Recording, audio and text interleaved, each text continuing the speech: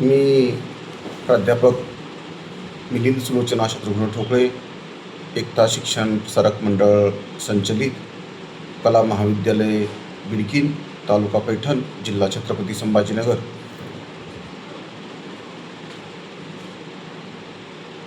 MMTT आणि doctor Babasaheb Ambedkar Marathwada विद्यापीठ छत्रपती संभाजीनगर यांच्या संयुक्त विद्यमान उजळणी वर्ग 6 जुलै 2026 ते 18 जुलै 2026 या कालावधीमध्ये संपन्न होतो आहे आणि या उजळणी वर्गामध्ये मला संधी मिळालेली आहे. माझा रोल नंबर आहे 82. या उजळणी वर्गामध्ये शैक्षणिक नेतृत्व आणि संस्थात्मक उत्कृष्टतेद्वारे विकसित भारत 2047 या संकल्पनेतून हा उजळणी वर्ग सुरू आहे. आपल्या भारत देशाला स्वातंत्र्य मिळवून 2047ला 100 वर्ष पूर्ण होतात. याचा मनस्वी आनंद होतोय आणि ही आनंदाची एक बाब असली तरी आपणास जागतिक महासत्ता बनण्याच्या दृष्टिकोनातून जे आपलं ध्येय आहे ते ध्येय साध्य करण्यासाठी उच्च शिक्षणामध्ये आणि विद्यापीठाच्या अंतर्गत जी केलेली वैचारिक आणि व्यावहारिक प्रगती आहे त्या प्रगतीचा विचार करणं अत्यंत गरजेचं आहे. याचा विचार करताना प्रामुख्यानं आपणास शैक्षणिक नेतृत्व आणि संस्थात्मक उत्कृष्टतेद्वारे विकसित भारत 2047चा विचार करत असताना आपल्या भारत देशातील जे उच्च शिक्षण आहे आणि या उच्च शिक्षणाच्या माध्यमातून जी आजपर्यंत झालेली जी कामगिरी आहे या कामगिरीच्या माध्यमातून नवीन शैक्षणिक धोरण 2020च्या माध्यमातून जी काय तत्त्वे घालून दिलेली आहेत त्या तत्वांच्या अनुषंगानं विचार करून आपणास नवीन शैक्षणिक धोरणाला सामोरं जात असताना आपले जे महाविद्यालय आहेत, जे विद्यापीठं आहेत, त्या विद्यापीठाच्या आणि महाविद्यालयाच्या बाबतीत जर विचार करायचा झाला तर ज्या आपल्या पहिल्या महाविद्यालयाच्या सुविधा आहेत, शैक्षणिक सुविधा आहेत, त्या सुविधाच्या माध्यमातून ज्या शैक्षणिक संस्था आहेत या संस्थेच्या माध्यमातून आपणास बदल करणे गरजेचं आहे. जर खऱ्या अर्थानं या ठिकाणी बदल झाले तर शैक्षणिक धोरणाला आपण सामोरं जाऊन शैक्षणिक धोरण आपण साध्य करू शकतो. कारण याच्या अगोदर आर्ट्स, कॉमर्स, सायन्स अशा वेगवेगळ्या फॅकल्टी असायच्या आणि प्रत्येक विषयाचे प्राध्यापक आपल्या विषयापुरतं ज्ञान मर्यादित जरी असले तरी विद्यार्थ्यांना आपल्या विषयापुरते ज्ञान किंवा त्या विषयामध्ये पारंगत करण्यासाठी अध्यापनाचं काम करतो असत. परंतु प्रामुख्यानं आपणास आता विचार करावा लागेल की या न्यू एज्युकेशन पॉलिसीमध्ये फक्त जरी माझा विषय मराठी असला तरी मला मराठी विषयापुरतं ज्ञान आत्मसात करून जमणार नाही.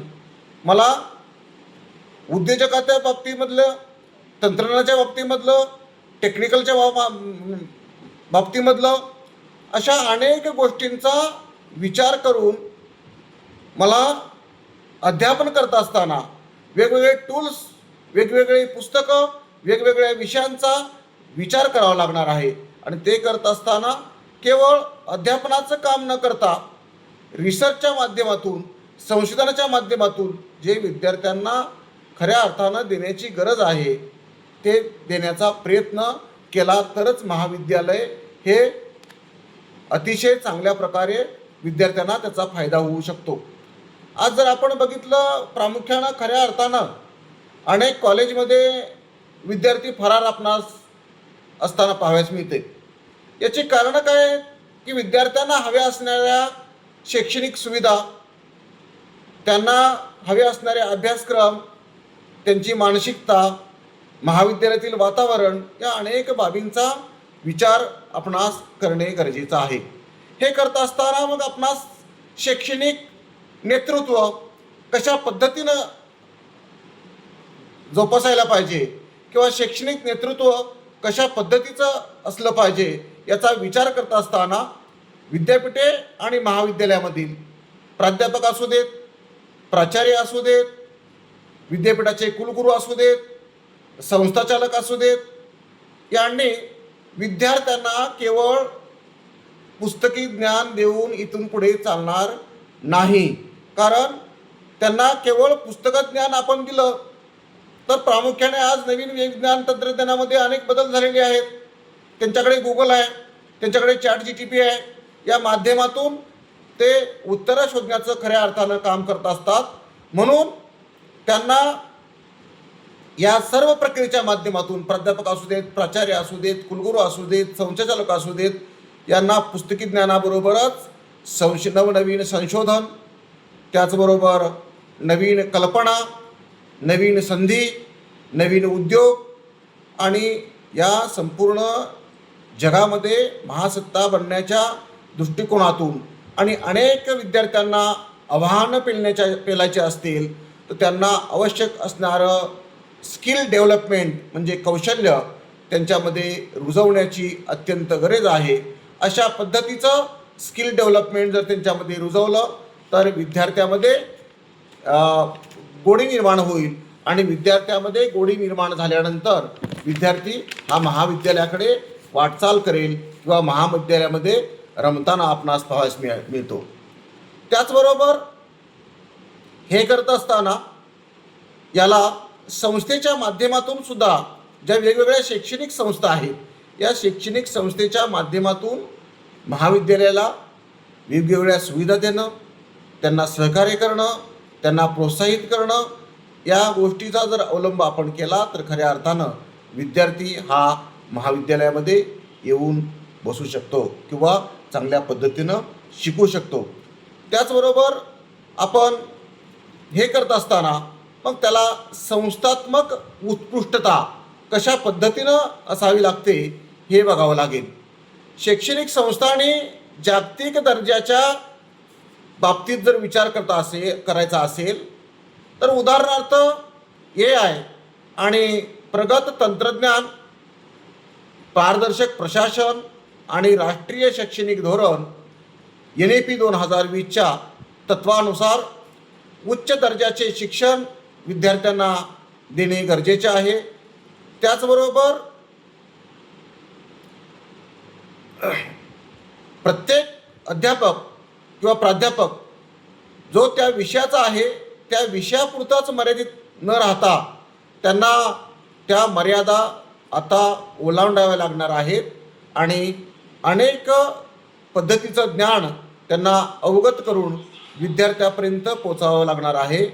कारण विद्यार्थ्यांना हवं असणारं जे स्किल आहे, स्किल डेव्हलपमेंट आहे, म्हणजे त्यांच्यात जर आपणास कौशल्य रुजवायचे असतील तर टेक्निकल, औद्योगिक आणि शैक्षणिक या गोष्टींचा अभ्यास करून त्यांना जे लागेल तेथे पुरवण्याचा आपण विचार करून संस्थाचालक आणि विद्यापीठ आणि महाविद्यालयाच्या दृष्टिकोनातून करणे हे गरजेचं आहे.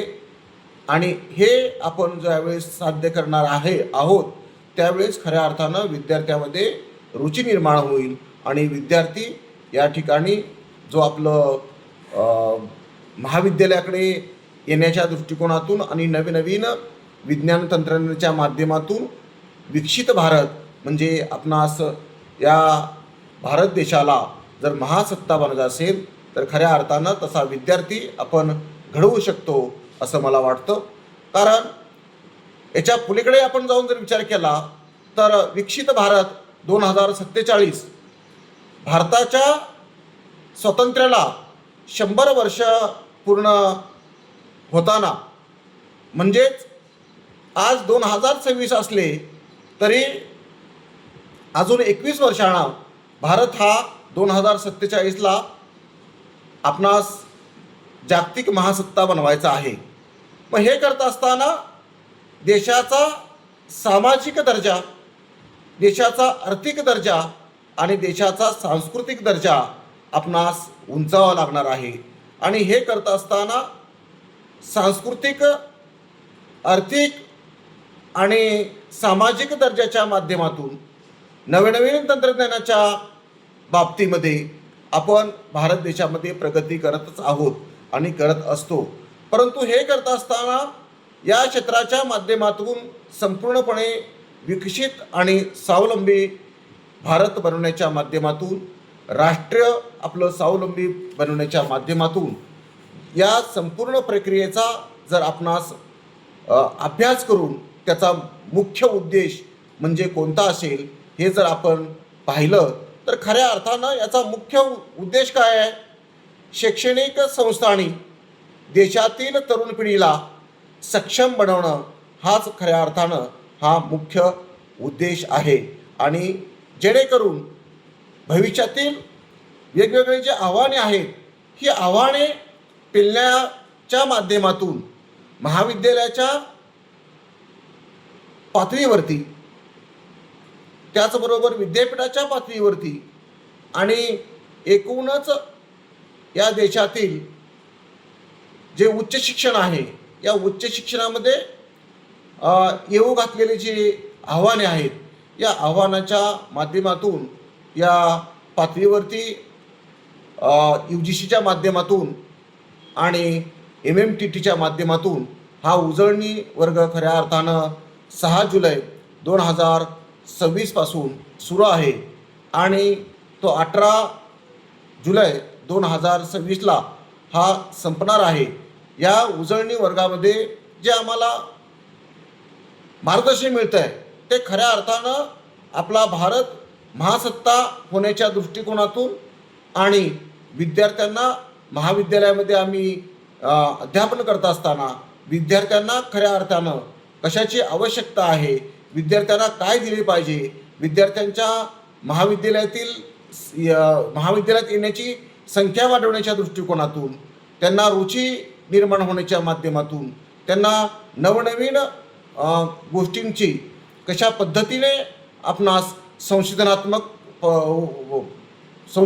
असू देत किंवा सामाजिक असू देत, औद्योगिक असू देत, तांत्रिक असू देत, या अनेक गोष्टींच्या माध्यमातून विद्यार्थ्यांच्या कलागुणांना वाव मिळण्यासाठी, त्याचबरोबर विद्यार्थी 2047 महासत्ता भारत देश बनत असताना त्यांना आव्हानं पेलण्यासाठी महाविद्यालयाच्या बाबतीत आपण अतिशय चांगल्या प्रकारे विद्यार्थ्यांना सुविधा देऊन विद्यापीठाच्या माध्यमातून आणि एकूणच भारत देशातील उच्च शिक्षण आहे या उच्च शिक्षणाच्या संधी आपण घेत असताना UGCच्या माध्यमातून विद्यार्थ्यांना या उपलब्ध होतील असं मनापासून वाटतं. या विद्यार्थ्यांना भविष्यामध्ये जागतिक महासत्ता भारत देश बनत असताना त्यांच्यामध्ये विज्ञान तंत्रज्ञान आणि जे औद्योगिक, सामाजिक, तांत्रिक क्षेत्रामध्ये प्रगती होणे गरजेचे आहे आणि ही प्रगती महाविद्यालय, विद्यापीठ आणि संस्थेच्या माध्यमातून भविष्यामध्ये होणारच आहे. आणि त्यासाठी संपूर्णपणे आज आपल्या शैक्षणिक धोरण 2020 म्हणजे 2020च्या माध्यमातून जे काही मार्गदर्शक तत्त्व आहेत त्या तत्त्वाच्या माध्यमातून विद्यार्थ्यांना पूरक असं शैक्षणिक वातावरण, शैक्षणिक सुविधा, त्याचबरोबर संशोधनात्मक या सगळ्या गोष्टींचं या ठिकाणी आपण त्यांना उपलब्ध करून देत आहोत. आणि विद्यापीठ असू देत, UGC असू देत, या UGCच्या माध्यमातून हे सर्व शक्य होत आहे. म्हणून नवीन शैक्षणिक धोरण या गोष्टीचा विचार करत असताना विकसित भारत 2047ला खरंच आपण शैक्षणिक यामध्ये अतिशय चांगल्या प्रकारे कामगिरी करणार आहोत, या ठिकाणी मात्र शंका नाही. धन्यवाद.